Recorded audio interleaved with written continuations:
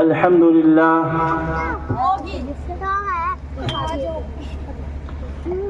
الحمد لله الذي هدانا لهذا وما كنا لنهتدي لولا أن هدانا الله وأشهد أن لا إله إلا الله وحده لا شريك له وأشهد أن محمدا عبده ورسوله صلى الله عليه وعلى آله وأصحابه وسلم أما بعد فأعوذ بالله من الشيطان الرجيم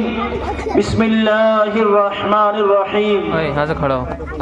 لقد كان لكم في رسول الله أسوة حسنة صدق الله العظيم. معزز سامعین کرام، بھئی آپ تمام حضرات سے بار بار کہا جا رہا ہے کہ آپ سبھی حضرات، یہ آپ کے گاؤں کا سالانہ اجلاس کل سے شروع ہو رہا ہے اور اب تک آپ حضرات جلسہ گاہ کے اندر تشریف نہیں لائے ہیں. میری آپ حضرات سے مؤدبانہ درخواست ہے کہ جلد از جلد جلسہ گاہ کے اندر تشریف لے آئے. میں آپ حضرات کے سامنے کچھ وقت کے لیے اپنی کچھ باتیں عرض کروں گا. نعت نبی صلی اللہ علیہ وسلم آپ نے سنی ہے، بچوں کی تلاوت بھی سنی ہے اور آپ نے بچوں کی تقریریں بھی سنی ہیں. اس لیے میں آپ حضرات سے درخواست کر رہا ہوں کہ آپ سبھی حضرات پنڈال کے اندر تشریف لے آئیے. علماء کرام بھی تشریف لا چکے ہیں اور کچھ آنے والے ہیں. اس لیے آپ حضرات سے درخواست ہے کہ جلسہ گاہ کے اندر تشریف لے آئے. معزز سامعین کرام، میں نے آپ حضرات کے سامنے قرآن کریم کی تلاوت کی ہے. اللہ کے پیارے نبی صلی اللہ علیہ وسلم اس دنیا کے اندر آئے ہیں اور آپ کی ذات، آپ کی تعریف اگر پوری دنیا کرنے کے لیے ایک جگہ اکٹھا ہو جائے تو آپ کی تعریف بیان نہیں کر سکتی اور آپ کی تعریف مکمل نہیں ہو سکتی ہے. میرے بھائیو، ہمارے نبی صلی اللہ علیہ وسلم وہ نبی ہے جو اٹھے تو آسمان کو بلندی مل جائے، جو بیٹھے تو دھرتی کو سکون مل جائے، جو بولے تو عنادل چہکنے لگے، جو مسکرا دے تو ستارے چمکنے لگے، جس کے لباس کی ادائے قرآنی آیات بن جائے، جو کملی اوڑھ کر آ جائے تو قرآن پکار اٹھے یا ایھا المدثر، جو چادر اوڑھ کر آ جائے تو قرآن پکار اٹھے یا ایھا المزمل. خلوتوں میں جو صف بصف بھی، جو سر بسجدہ و سر بکف بھی، جو عابد بھی ہو اور مجاہد بھی ہو، جو رازدار فقر و غنا بھی ہو، جو تاجدار جود و سخا بھی ہو، جس کی طلعت سے صبح کو سویرا ملے، جس کی شبنم سے جنت مچلنے لگے، جس کے غصے سے جہنم ابلنے لگے اور جو مسکرا دے تو پھول جھڑنے لگے، جس کے ہونٹ ہلے تو وحی کے پھول جھڑنے لگے. اللہم صلی وسلم دائما ابدا علی حبیبک خیر الخلق کلہم. محترم حضرات، آپ نے تاریخ کے سننے والوں سے سنا ہوگا، تاریخ کے پڑھنے والوں نے پڑھا ہوگا کہ سپہ سالار اور مقدم روا ایسے ہوا کرتے تھے جو اینٹ کا جواب پتھر سے دیا کرتے تھے. مگر تاریخ تجھے تیری صداقت کا انصاف ہے، تجھے تیری صداقت کی قسم ہے، تجھے تیری سچائی کی قسم ہے، بتا تو صحیح ان فرما روا میں کوئی ایسا فرما روا بھی گزرا ہے کہ جس نے گالیاں دینے والوں کو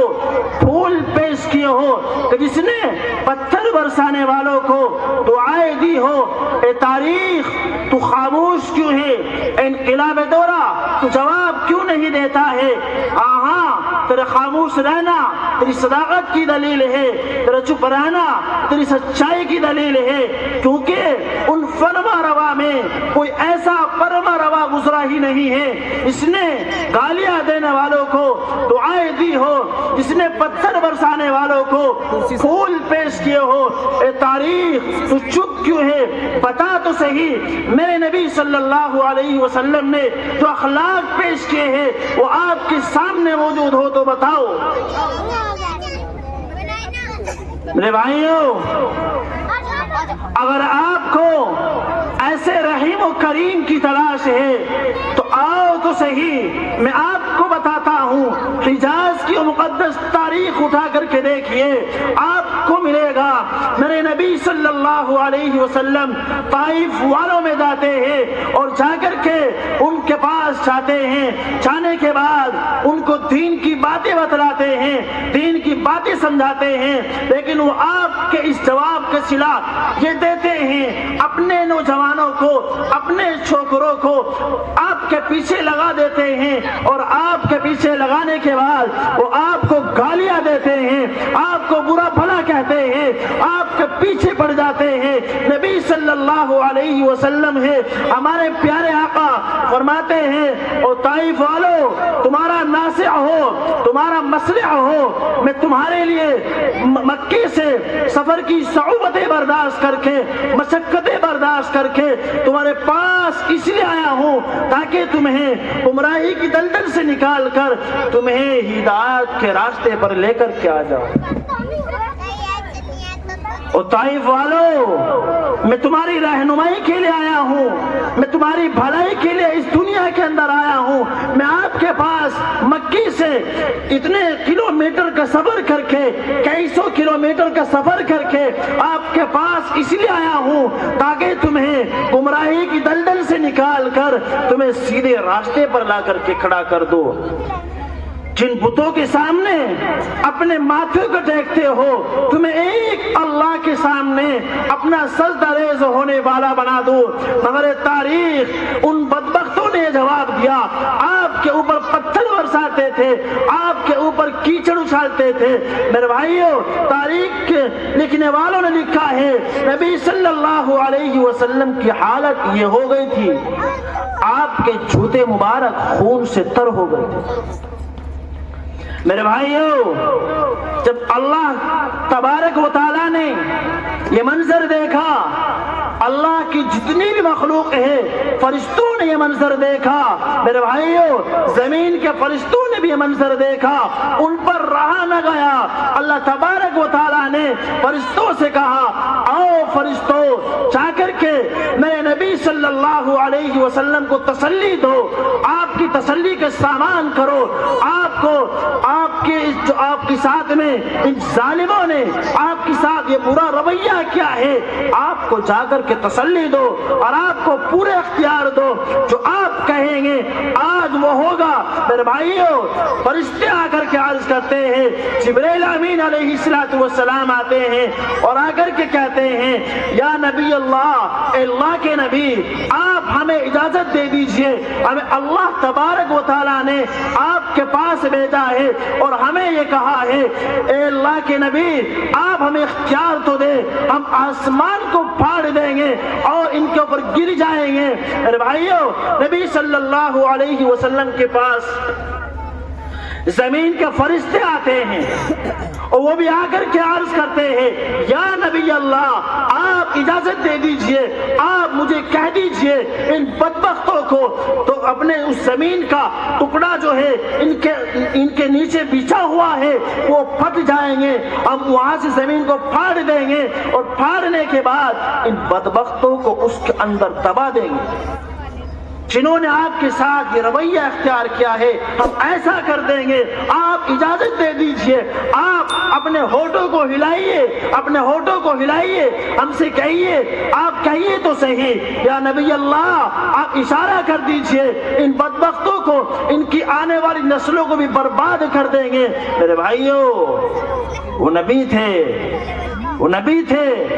وہ پوری دنیا کے لیے رحمت للعالمین بن کر کے آئے تھے۔ میرے بھائیو، نبی صلی اللہ علیہ وسلم کا جواب سنیے، آپ نے کیا کہا ہے۔ میرے بھائیو، میرے پیارے نبی صلی اللہ علیہ وسلم نے جواب دیا ہے کہ میں اس دنیا کے اندر رحمت للعالمین بن کر کے آیا ہوں، رحمت للعالمین بن کر کے نہیں آیا ہوں۔ میرے بھائیو، نبی صلی اللہ علیہ وسلم نے ان سب کو معاف کر دیا اور یہ کہہ دیا کہ اگر آج یہ ایمان نہیں لا رہے ہیں تو ان کی آنے والی نسل ایمان لے کر کے آئے گی، اور ہوا بھی ایسے ہی ہے، انہوں نے ایمان لایا ہے۔ میرے بھائیو، یہ تھے ہمارے نبی صلی اللہ علیہ وسلم کا اخلاق کریمانہ۔ اب مجھے اجازت دیجیے، کیونکہ علماء کرام بھی ہمارے درمیان تشریف لا چکے ہیں، ان کا بھی بیان ہونا ہے، اور ہمارے اس مدرسے کے بچے اور بچیاں بھی رہے ہیں، اس لیے اللہ تبارک و تعالیٰ سے دعا کرتا ہوں جو کچھ میں نے کہا ہے، اللہ تبارک و تعالیٰ ہم سب کو آپ کے اخلاق کریمانہ پر پورے مکمل طور پر آپ پر عمل کرنے والا بنا دے۔ آمین۔ وآخر دعوانا الحمدللہ۔